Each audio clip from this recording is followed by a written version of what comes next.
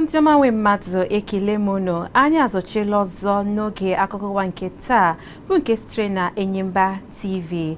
Taa bụ Tuesday abalị 25 n'ọnwa June afọ 2024 ma bụrụ ahịa afọ. Na mbụ gerenụ isiokwu ndị ghọrọ anyị akụkọ.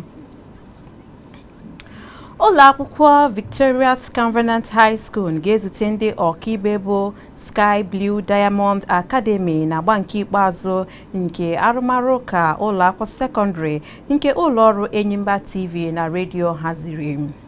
Ndị ọrụ agha Ebidola Isompi ka esi eji ngwa agha n'aka nakwa Nwufere ihe mkpọbi ụkwụ na steeti Abia.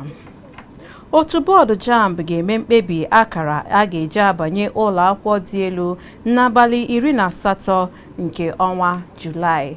Akụkọ ndị a na ndị ọzọ ka anyị ga-ewetara unu n'oge akụkọ ụwa n'Enyimba TV. Ọka akụkọ bụ m Ogechi Nwachukwu Ụzọma. Mmadụ 7 nọrọ ụnyaahụ bụrụ ndị nwụrụ anwụ n'otu ihe mberede nke mere n'okporo ụzọ sitere Aba gawa Ikotepeni na steeti Abia.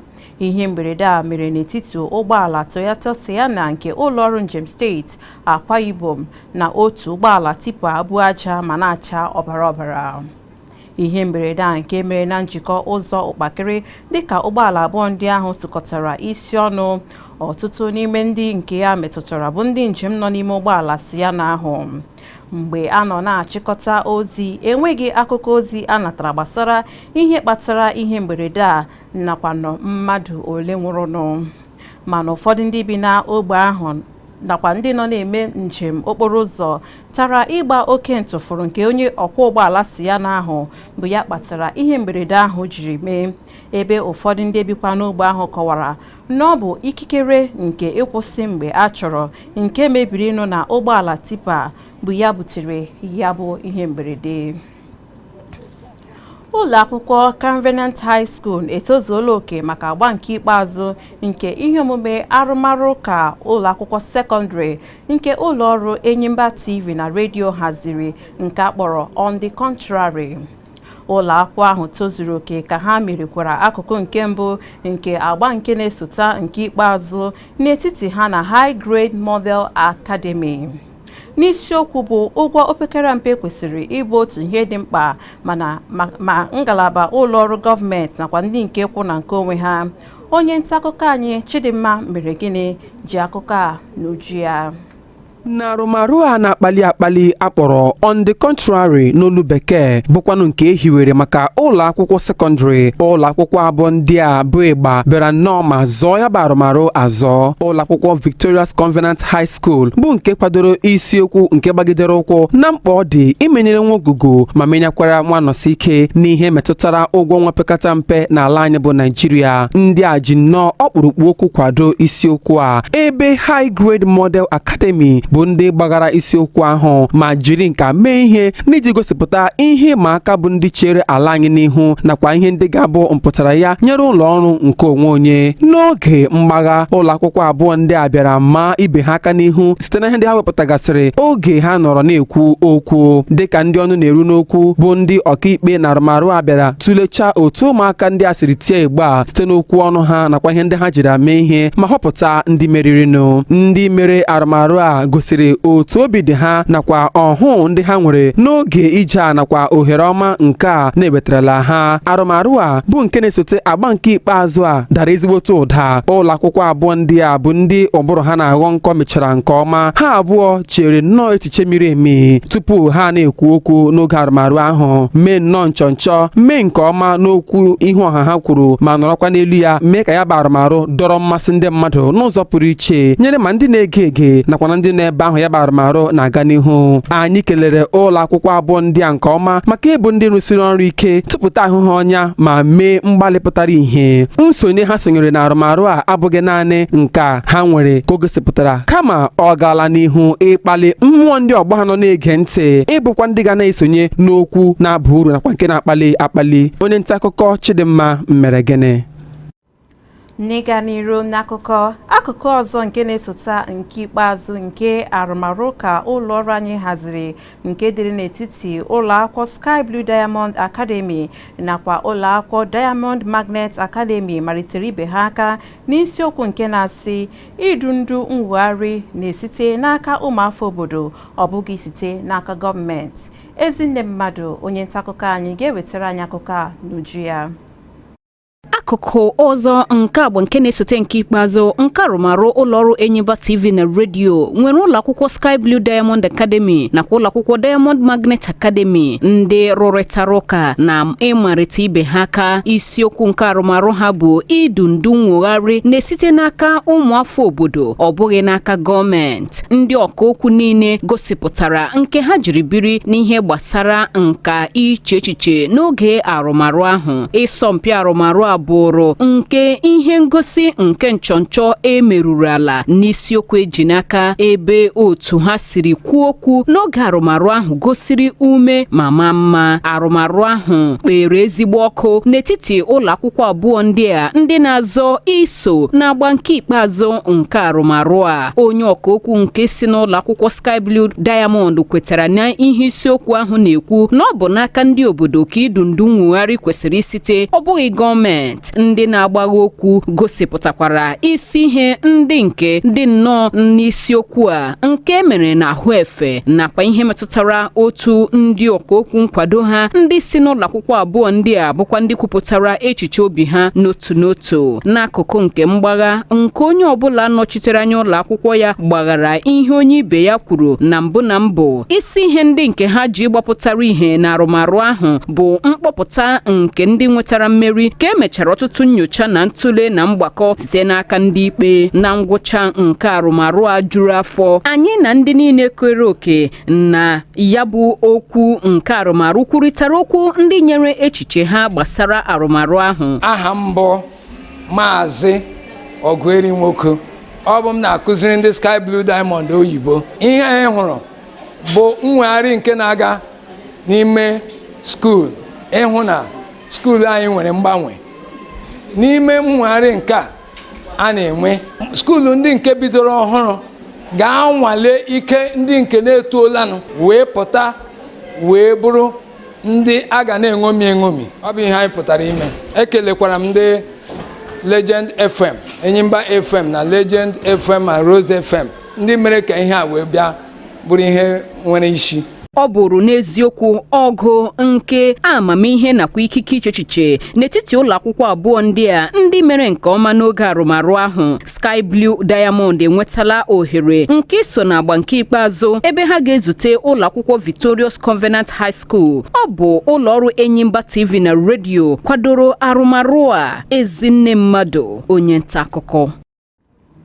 N'ịga n'iru n'akụkọ ndị ọrụ ala anyị nke Nigeria ebidola ihe omume Isompi nke ndị ji ọkwa Brigade Warrant nakwa Isompi nke ndị ọrụ agha na-anaghị aga n'ihu ọgụ n'ogige ha dị iche iche n'ọdọ ndị agha nke 82 Division Enugu na 14 Brigade Ọhafịa.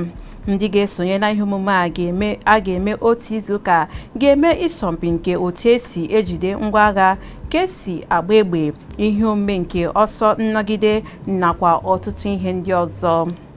Ogige ndị agha nke ga-esonye n'ihe omume a bụ 13 Brigade Calabar, 44 Engineering Brigade Enugu, Artillery Brigade Owerri, 14 Brigade Ọhafịa na nke 82 Division Garrison Enugu. Na mgbape Isompi a, onye General Officer Commander nke 82 Division nke ndị ọrụ agha na steeti Enugu bụ Major General H.T. Dada kwuru na atụmatụ Isompi a bụ maka iwulite njikere nke ndị ọrụ soja n'ala anyị Nigeria. N'iganiro, onye Chief of Army Staff Lieutenant General Toyared Lagbaja na-emesi ụmụafọ Nigeria obi ike na isi ụlọọrụ nke ndị agha kwenyesiri ike n'iweta ogbugbo mkpa nyere nsogbu niile nke nchekwa n'egbugo oge ọbụla. Onye Army Chief a kwupụtara nke a n'ọgbakọ mkparịta ụka nke ya na ndị ọnụ na-eru n'okwu nwere n'isi obodo ala anyị Nigeria bụ Abuja. Ọ gbakwunyere na ndị agha ga-anọgide na-arụ ọrụ n'ileghị anya n'azụ iji hụ na echekwara obodo anyị, ebe ọ kpọrọ oku ka ụmụafọ obodo a nyekwa aka site n'akụkụ nke ha.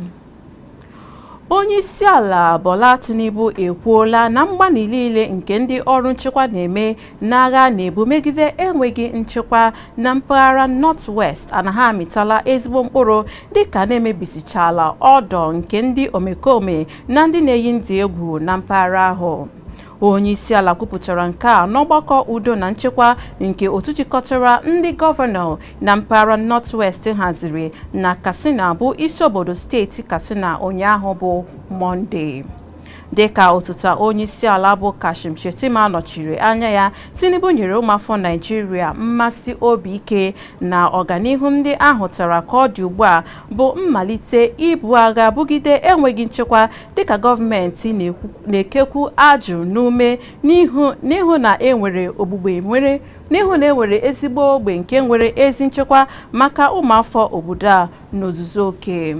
Ka o si na-adị, ọ gara n'ihu mesikwuo ụmụala nke obodo anyị obi ike na ọchịchị ya agaghị ezu ike n'ọrụ ya niile ruo mgbe agwa omekome, mpụ nakwa iyi ndụ egwu n'ụdị ọbụla ga-abụ nke kpochapụrụ n'ala anyị Naịjirịa. Onye Sultan nke Sokoto bụ Muhammadu Said Abubakar nke atọ ekwuola na ọ ga-ewe ọtụtụ afọ iji kpochapụ agwa omekome na mpaghara North-West nke ala anyị bụ ebe ịma aka n'ihu nke enweghị nchekwa na-ekpo ọkụ ka ọ dị ugbu a. Onye isi oche nke nnukwu kansụl okpukperechi alakụba n'ala anyị kwupụtara nke a n'ọgbakọ udo nakwa nchekwa emere na steeti Katsina. Onye Sultan ahụ gosipụtara njikere nke ndị eze ọdịnala iso ndị ọrụ nchekwa site n'itinye aka nakwa nke ndị gọvanọ asaa enwere na mpaghara iji zọpụta mpaghara site n'aka ọtụtụ nsogbu nke na-akpa ndị bi na mpaghara ahụ. Ọ gakwara n'ihu n'ọgbakọ ahụ bụ nke osote onye isi ala Kashim Shettima nọchitere anya onye isi ala Bola Tinubu. Ọ gakwara n'ihu mee ka amata na onye bụbụrụ onye isi ala n'oge gara aga bụ Muhammadu Buhari, ndị gọvanọ asaa na mpaghara North-West, ndị isi ọrụ nchekwa na onye inspector general nke ndị ọrụ uwe ojii nakwa ndị ọzọ bịara ya bụ ọgbakọ. Onye isi ala Bola Tinubu akpọkuola ndị na-etinye ego n'azụmahịa ọnụ n'ụlọ nakwa n'ụzọ ije oku ka ha were ugbu a ohere nke dị na ngalaba mmanụ n'ala anyị mee ihe nke ọma. O kwuru nke a n'ọgbakọ nke ya na onye isi oche nke ụlọ ọba ego Chartered Bank Bill Winters nwere. Dịka o siri kwuo, Naịjirịa ka chọrọ oge nwunye ihe gbapụtara ihe na ngalaba mmanụ nakwa nke gaasị ya iji na-egbo mkpa maka ikikere nke ịrụ ọrụ na mkpa nke akụnụba nyere ụmụafọ Naịjirịa, ebe a na-agbalị ịhụ na enwere ikikere dị ọcha n'ala anyị Naịjirịa. N'okwu nke ya, Maazị Winters kelere onye isi ala Tinubu n'okpuru akụnụba ya, na-ekwu na ndị nwunye ihe na mba ụwa na-ahụta mbọ nke ala anyị Naịjirịa na-agba nakwa nkwado nke ha ga-enye n'oge na-adịghị anya. Obi onye isi ala na-arịọ ụmụafọ obodo a ka ha ghara ị na-enye onye isi ala Bola Tinubu mmagide na-abaghị uru, na-ekwe nkwa na onye isi ala ga-akwado ụkpụrụ iwu ụgwọ ọnwa opekata mpe ngwa ngwa emezichara ya. Onye ndụmọdụ pụrụ iche nye onye isi ala na mgbasa ozi nakwa atụmatụ bụ Bayo Anonugwu arịrịọ arịrịọ a na mkparịta ụka nke ya na ndị nta akụkọ. Mmasị obi ike a na-abịa dịka awa 24 otu jikọtara ndị ọrụ gwachara onye isi ala gbaa ya ume ịtụle ịkpọkọta ndị ọ dị n'aka na ikwubi okwu banyere ụgwọ ọnwa opekata mpe ahụ tupu ụlọ omeiwu a na-akwado ya ka ọ bụrụ iwu. Ọnụ na-ekwuru onye isi ala bụ Ononuga mere ka o doo anya na ọhụhụ a na-agba maka ịkwado ụkpụrụ iwu a nwere ike ịbụ nke ga-enye nsogbu, ebe o kwetakwara na ya amaghị oge a ga-eji enye ụlọ nzukọ ụkpụrụ iwu a. Onye enyemaka onye isi ala rịọrọ ka enyekwuo onye isi ala oge iji mee nke a. ụlọọrụ na-ahazi maka ule mbanye ụlọakwụkwọ mahadum bụ Jamb na ndị Vice Chancellor ụlọakwụkwọ mahadum dị iche iche, ndị Rector nke ụlọakwụkwọ mahadum Kanụzụ na ndị Provost nke ụlọakwụkwọ kọleji mmụta nakwa ndị aka ji oke na ngalaba mmụta ga-ezute n'abalị 18 nke ọnwa Julaị iji kpebie ihe ga-abụ akara nke a ga-eji eweta ịbanye ụlọakwụkwọ mahadum. Ọgbakọ ahụ etinyere n'abalị 18 ka onye minista na-ahụ maka mmụta ọkammụta Tahiri Mamaran ga-abụ onye isi oche ya dịka akwụkwọ ịma ọkwa nke onye nta akụkọ nọ n'Abuja nwetara siri mee ka amata. Otu bọọdụ Jamb nọrọ n'abalị 29 wepụta ọkwa ule UTME ebe n'ime ọnụọgụgụ 1,900,000 lere ya bụ ule, ọnụọgụgụ 8,841 nwetara akara 300 gawa elu, ebe ọnụọgụgụ 77,070 nwetara akara 250 gawa, ọnụọgụgụ 439 nakwa 974 nwetara akara 200, ebe 1,402,490 nọ n'okpuru akara 200. Nnọkọ ahụ nke afọ a ga-ekpebi ihe ndị a ga-eji abanye ụlọakwụkwọ mahadum nakwa usoro mbata ụmụakwụkwọ n'ụlọakwụkwọ mahadum ndị a. Ụlọọrụ ndị uwe ojii na steeti Kano ezigakwuola ndị ọrụ ha n'obieze abụọ dị na steeti ahụ, ebe ndị emir abụọ na-azọ ọkwa ahụ bi na ọchịchị kansụl steeti Kano mepere emepe. Ndị dinta na-anọbu na-eche nche n'ogige obieze abụọ ahụ lawaziri ka ha hụrụ ndị ọrụ uwe ojii ndị zọchiri n'ogige abụọ ndị ahụ. Onye kọmishọna ndị uwe ojii na steeti ahụ na-apụ apụ bụ Osani Gumel kwupụtara nziga nke ndị uwe ojii na steeti ahụ n'oge ndị nta akụkọ gbara ya ajụjụ ọnụ. Ka ọ dị, ndị ụlọikpe ukwu nke steeti Kano eyigharịala nnụrụokwu ikpe nke gọọmenti steeti ahụ gbara iji gbochie onye emir nke 15 na steeti ahụ bụ Emir Ado Bayero na ndị emir anọ ndị ọzọ ka ha ghara na ị na-ebugharị onwe ha dịka ndị emir. Onye ọkaikpe ikpe a dị n'aka bụ ọkaikpe Amina Adamu gechara ọnụokwu nke ndị ọkaiwu abụọ ndị ji okwu a ma yigharịa ya ka ọ dịzie n'abalị 2 nke ọnwa Julaị afọ 2024. Gọvanọ steeti Ogun bụ Dakpo Abiodun ka na-akpọpụtala aha ya ịbụ onye isi oche nke otu jikọtara ndị gọvanọ, ebe ahọpụtara Chukwuma Soludo, gọvanọ steeti Anambra, ka ọ bụrụ osote onye isi oche nke otu ahụ. Nke a na-abịa dịka mkpebi emere na mpịachi nnọkọ otu jikọtara ndị gọvanọ sitere na mpaghara ọwụwa nakwa ọdịda anyanwụ nke mere n'ebe ezumike onye isi ala dị na Abeokuta steeti Ogun. Abiodun ga-anọchi Rotimi Akeredolu, onye bụbu gọvanọ steeti Ondo n'oge gara aga, bụkwanụ onye nwụrụnụ n'abalị 27 nke ọnwa Disemba afọ 2023. Mgbe ọ na-agwa ndị nta akụkọ okwu na ngwụcha nke nnọkọ ahụ, gọvanọ Abiodun kelere ndị otu ya maka nhọpụta ya dịka onye isi oche nke otu ahụ. Ndị gọvanọ 16 n'ime ndị gọvanọ 17 mejupụtara otu ndị gọvanọ si ndịda. Ọ bụ naanị gọvanọ steeti Rivers Simi Fubara bụ onye na-ahụghị na ya bụ ọgbakọ. Ndị isi oche nke ọchịchị kansụl 24 nke steeti Rivers emeela njegharị iwe na kansụl ahụ dị iche iche na-esi ọnwụ na ha ga-anọgide n'oche ọchịchị ahụ. Ha nwụchiri n'isi ụlọọrụ sekretariat nke dị iche iche nakwa ha na ndị na-akwado ha na-ekwu na nnọchi ndị uwe ojii ahụ nnọchisiri na isi ụlọọrụ ndị ahụ dị ha mma. Ndị ahọpụtara n'oge Nyesom Wike nọ n'oche dịka gọvanọ kwuru na iwu emezigharịrị nke ụlọ nzukọ ụlọ nzukọ omeiwu nke onye isi ya bụ Martin Amaewule nke gbatikwuru oge ọchịchị ha ruo ọnwa isii nke sochiri enweghị ike gọvanọ Simi Fubara ịhazi ntụliaka elu nke ọchịchị mpaghara kansụl ime obodo. Ụfọdụ n'ime ha gwara ndị nta akụkọ okwu n'oge njegharị iwe ahụ bụ ndị kwuru na ha pụtara iji gbachitere ọchịchị onye kwuo uche ya nakwa ụkpụrụ iwu megidere ikike niile eji na-akpa nka ịchụpụ ndị uwe ojii n'ike n'ogige ụlọọrụ sekretariat ahụ. Ndị ọma m ka ọ dị ugbu a anyị ga-azọpụta okwu ọ bụrụ na anyị laghachite akụkọ sitere mba ofesi na akụkọ ndị ọzọ ga-abịara unu nọsie n'ike.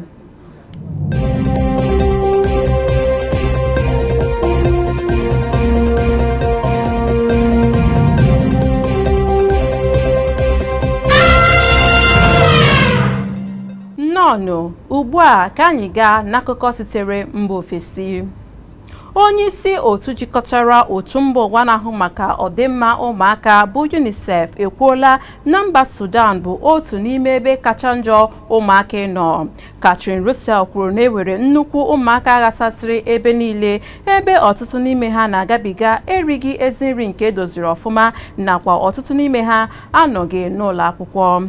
Ọ ga-eme njem gaa mba nke agha obodo tisasịrị n'ihe karịrị otu afọ ugbu a maka ịdọ aka na ntị gbasara ụnwụ nri na-akawanye njọ. Ogidi nke akụnụba na nri na mba Sudan abụrụla nke dara ada ebe akụkụ abụọ na-alụ ọgụ na mba ahụ nke mbụ ndị agha mba Sudan nakwa otu nke akpọrọ ndị Rapid Support Forces bụ nke na-egbochiela iweta enyemaka dị oke mkpa na mba ahụ. N'akụkọ azụmahịa, ndị na-arụ ọrụ na mpaghara ụlọọrụ mmanụ crude nke kanta akpọkuola ọchịchị etiti ka ha gbata ọsọ enyemaka ịhụ na ụlọọrụ Dangote na-esipụta mmanụ ga na-eweta mmanụ crude otu dị mma, dịka ndị na-azụ mmanụ crude na-enwe mmasị ịzụrụ mmanụ crude site na mba ndị ọzọ maka na ọ ka dị ọnụ ala karịa ị na-azụrụ ya n'aka ụlọọrụ Dangote na-esipụta mmanụ. Nke a na-abịa dịka otu jikọtara ndị na-azụ ahịa mmanụ crude n'ala anyị Naịjirịa bụ otu IPMAN kọwara na ihe mere ha ji agbara ngwaahịa sitere n'aka ụlọọrụ Dangote ọsọ bụ maka na ọ dị oke ọnụ. Onye isi otu IPMAN bụ Abubakar Miyagadi kwuru nke a na nzaghachi nkwupụta sitere n'aka ụlọọrụ Dangote na-esipụta mmanụ bụ nke kwuru na ha na-ere lita mmanụ ijeri 3 na ụma 5 bụ mmanụ esipụta wee regara ndị mba France, ndị mba Europe na mba ndị ọzọ n'ihi na ụfọdụ ndị na-azụ ahịa mmanụ na-ebubata mmanụ patrol nke na-adịghị ọcha n'ala anyị Naịjirịa. Ha katọkwara ụlọọrụ nke mba ndị ọzọ nọ n'ala anyị na-arụ ọrụ maka iresi ụlọọrụ Dangote mmanụ crude karịa ọnụego a na-ere ya n'ahịa bụ nke ha kọwara na o megidere ụkpụrụ nke ala anyị Naịjirịa. N'ama egwuregwu, ọjọọ Olurunleke akagbuola aro ahụ na-akọwa na ịbanye otu egwu bọọlụ America nke mba Sudan ga-egbochi ya ịgbara otu egwu bọọlụ Super Eagles nke ala anyị Naịjirịa bọọlụ. Ọjọọ Olurunleke bụ onye nọrọ afọ 3 n'otu egwu bọọlụ Enyimba nke ikpeazụ ya kwụrụ ọnụ n'Isompi nke otu NPFL haziri nke afọ 2023 banyere 2024 dịka o binyechara aka ịnọ afọ 3 n'etu egwu bọọlụ nke mba Sudan. Olorunleke nyere Enyimba aka n'ịgbacha akụm bọọlụ nke oge a site na iweta mmeri ọkpụgoolu 2 asatara naanị otu n'Isompi a bụ nke dị n'etiti ha na Plateau United bụ nke agbara n'ama egwuregwu Enyimba dị n'Aba ma were ohere a fere ndị na-ajalite ya aka ikpeazụ. Ndị ọma m site n'akụkọ egwuregwu ahụ ka anyị ga-achịkọ ya n'oge akụkọ ụwa nke taa, ma tupu m na-esepụ ọnụ n'okwu gerekwanụ isiokwu ndị ghọrọ anyị akụkọ. Ụlọ akwụkwọ Victoria's Convenant High School ga-ezute ndị ọkaibe bụ Sky Blue Diamond Academy na agba nke ikpeazụ nke Arumaru ka ụlọ akwụkwọ sekondri nke ụlọọrụ Enyimba TV na Redio haziri. Ndị ọrụ agha ebidola Isompi ka esi eji ngwa agha n'aka nakwa Nwufere ihe mkpọbi ụkwụ na steeti Abia. otu bọọdụ Jamb ga-eme mkpebi akara eji abanye ụlọ akwụkwọ dị elu n'abalị 18 nke ọnwa Julaị afọ 2024. Ndị ọma m, ebe a ka anyị ga-achịkọ ya ọnụ n'oge akụkọ ụwa bụ nke sitere na Enyimba TV dị n'ala Aba bịaruno. Ọka akụkọ bụ m Ogechi Nwachukwu Ụzọma, nnasị nnọọ ndị ọma m ji eme ọnụ, nnasịkwa nwa mmụọ emegbula nwa mmadụ ma nwa mmadụ emegbula nwa mmụọ. Daalụnụ.